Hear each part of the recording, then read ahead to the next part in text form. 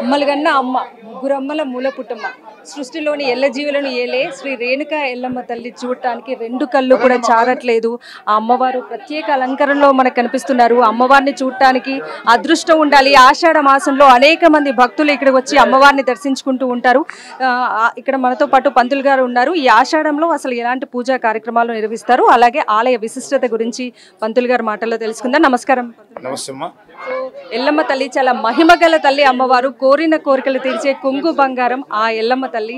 So అనేక మంది భక్తులు కూడా ఇక్కడికి వస్తూ ఉంటారు. ఆలయ విశిష్టత గురించి ఒకసారి ఇక్కడ అమ్మవారికి ఆషాఢ మాసంలో మొదటి మంగళవారం అమ్మవారి కళ్యాణోత్సవం మొన్న జరిగిపోయిందమ్మా. 1వ తారీఖు కళ్యాణోత్సవం రథోత్సవం అయిపోయింది. 3వ మంగళవారం వచ్చేసి అమ్మవారికి శాకాంబరి అలంకారం ఉంటుంది. మంగళవారం రోజున ఉదయం 4 గంటలకు అభిషేకం చేసి అమ్మవారికి పట్టు వస్త్రాలు అవన్నీ కట్టించేసి నగలు పెట్టేసి మనం శాకాంబరి కూరగాయలు అన్ని రకాల కూరగాయలతో అమ్మవారికి అలంకారం చేస్తాం. ఈ ఆషాఢ మాసం మొత్తం కూడా ప్రత్యేక అలంకరణలలో అమ్మవారి దర్శనం ఇస్తారు.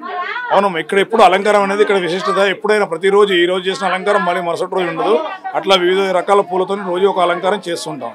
ఇక్కడ మనకి వచ్చేసి మనకి రథోత్సవ కార్యక్రమం ఇవన్నీ అయిపోయిన తర్వాత ఇప్పుడు 3వ మంగళవారం శాకాంబరి అవుతుంది. శాకాంబరి తర్వాత మనకి బోనాల పండుగ వస్తుంది.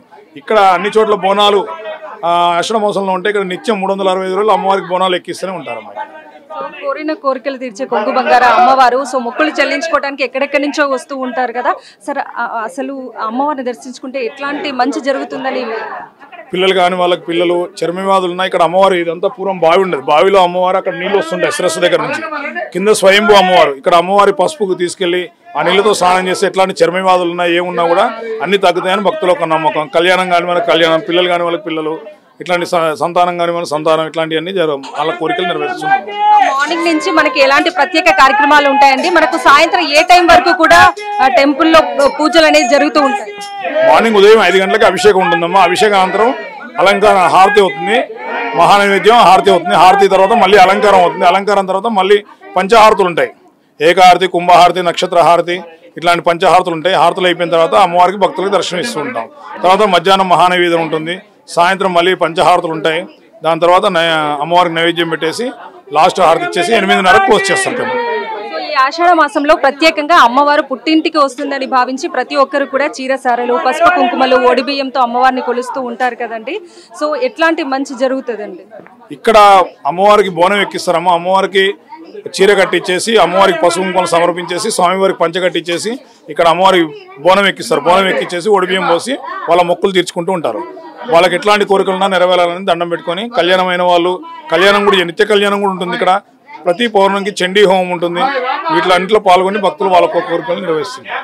ఎవ్రీ ఇయర్ కూడా కళ్యాణ మహోత్సవం అనేది చాలా వైభవంగా జరుపుతూ ఉంటారు కదా. కళ్యాణ మహోత్సవం నుంచి 3 రోజుల పాటు కూడా ఎలాంటి వేడుకల్ని ఇక్కడ జరుపుతూ ఉంటారు? ఇక్కడ ముందు రోజు వచ్చేసి అమ్మవారికి గణపతి పూజ, పుణ్యావచనం, ఋత్వీకరణ, మళ్ళీ ఎదుర్కోళ్ళు ఉంటాయి. ఉదయం పొద్దున పెళ్లి కూతురు చేస్తాం. సాయంత్రం ఈ కార్యక్రమాలు ఉంటాయి. దాని తర్వాత మరుసటి రోజు చేసి అమ్మవారి మండపం తీసుకెళ్లి అమ్మవారిని స్వామివారిని తీసుకెళ్లి అలంకారం చేసి 9 గంటలకు కళ్యాణోత్సవం ప్రారంభమవుతుంది. కళ్యాణోత్సవం తర్వాత అందరూ వచ్చి ఒడిబియ్యం మోస్తారు. అక్కడ మొక్కులు తీర్చుకొని వాళ్ళ మొక్కులు తీర్చుకొని ఇవి చేసుకొని తర్వాత సాయంత్రం వచ్చేసి అమ్మవారిని మళ్ళీ యథావిధిగా యథాస్థానానికి తీసుకొని వస్తాం లోపలికి టెంపుల్లోకి.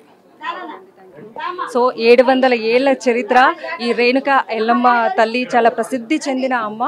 సో అమ్మలగన్న అమ్మ. అమ్మవారిని చూడటానికి రెండు కళ్ళు కూడా చాడట్లేదు. అమ్మవారు ప్రత్యేక అలంకరణలో భక్తులకు దర్శనమిస్తూ ఉన్నారు. అమ్మవారిని చూడటానికి ఎక్కడెక్కడి నుంచో భక్తులు ఇక్కడికి వస్తూ ఉన్నారు.